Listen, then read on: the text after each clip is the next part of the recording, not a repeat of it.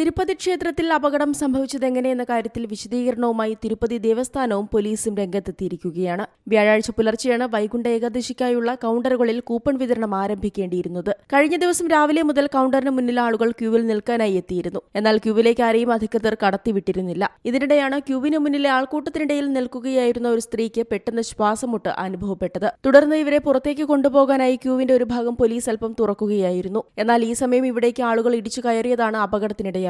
Q വ്യാഴാഴ്ച മാത്രമേ തുറക്കൂ എന്നതിനാൽ നിയന്ത്രണ സംവിധാനമോ ആൾബലമോ പോലീസിനുണ്ടായില്ലെന്നും അധികൃതർ അറിയിച്ചു. ആളുകൾ ഇടിച്ചു കയറിയതോടെ തിക്കും തിരക്കും ഉണ്ടാവുകയും പോലീസ് ഒരുക്കിയ നിയന്ത്രണങ്ങൾ പാളിപ്പോവുകയുമായിരുന്നു. താഴെ വീണ ആളുകൾക്ക് മുകളിലൂടെ മറ്റു ആളുകൾ പരിഭ്രാന്തരായി ഓടിയതോടെ അപകടത്തിന്റെ വ്യാപ്തിയും കൂടി. ഇതാണ് വലിയ ദുരന്തത്തിന് കാരണമായതെന്ന് ജില്ലാ പോലീസ് മേധാവിയും തിരുപ്പതി ദേവസ്വം ചെയർമാനും അറിയിച്ചു. നടന്നത് ദൗർഭാഗ്യകരമായ സംഭവമെന്ന് തിരുപ്പതി മുനിസിപ്പൽ കമ്മീഷണർ മോരി പ്രതികരിച്ചു. Opened 8 counters in Tirupati and 1 in Tirumala. But whatever 8 counters, every counter is peaceful except one MJM school where there was Padmavati Park and there was stampede there because all of a sudden they opened the park at 9 p.m. and all of them, because there were around 4,000 to 5,000 people inside, they have come at once. So due to which there was a stampede.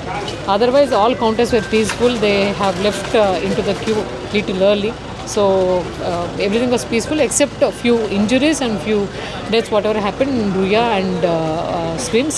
But it is really unfortunate because all throughout other states also, Karnataka or Tamil Nadu, they have come. Really unfortunate. They were children, they were women, they were old people. They have been waiting since morning to get this Vaikuntha Ekadasi tickets.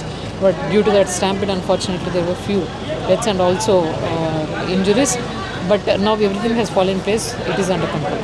മരിച്ച 6 പേരിൽ 5 പേരും സ്ത്രീകളാണ്. തമിഴ്നാട് സേലം സ്വദേശിനി മല്ലിക, കർണാടക ബെല്ലാരി സ്വദേശിനി നിർമ്മല, വിശാഖപട്ടണം സ്വദേശികളായ ലാവണ്യ, രജനി, ശാന്തി, നരസിപട്ടണം സ്വദേശി നായിഡു ബാബു എന്നിവരാണ് മരിച്ചത്. അപകടത്തിൽ 20 പേർക്ക് ഗുരുതരമായി പരിക്കേറ്റിട്ടുണ്ട്. 4 പേരുടെ നില അതീവ ഗുരുതരമാണ്. ഇവരെ റൂയ മെഡിക്കൽ കോളേജിൽ പ്രവേശിപ്പിച്ചിട്ടുണ്ട്. ജനുവരി 10-നാണ് വൈകുണ്ഠ ഏകാദശി ദർശനം നടക്കുന്നത്. ഇതിനായി 1,20,000 കൂപ്പണുകൾ വിതരണം ചെയ്യാൻ 94 കൌണ്ടറുകളും തയ്യാറാക്കിയിരുന്നു. അപകടത്തെ തുടർന്ന് ആന്ധ്രാപ്രദേശ് മുഖ്യമന്ത്രി ചന്ദ്രബാബു നായിഡു ഇടപെടുകയും തിരുപ്പതി തിരുമല ദേവസ്ഥാനം അധികൃതരുമായി സംസാരിക്കുകയും ചെയ്തു. മുഖ്യമന്ത്രിയുടെ നിർദ്ദേശത്തെ തുടർന്ന് സ്ഥലത്തേക്ക് കൂടുതൽ പോലീസുകാരെ എത്തിച്ചിട്ടുണ്ട്. രാത്രി തന്നെ ചന്ദ്രബാബു നായിഡു അടിയന്തര യോഗവും ചേർന്നിരുന്നു. അപകടത്തിൽ പ്രധാനമന്ത്രി നരേന്ദ്രമോദിയും ആഭ്യന്തരമന്ത്രി അമിത്ഷായും അനുശോചനം രേഖപ്പെടുത്തിയിട്ടുണ്ട്.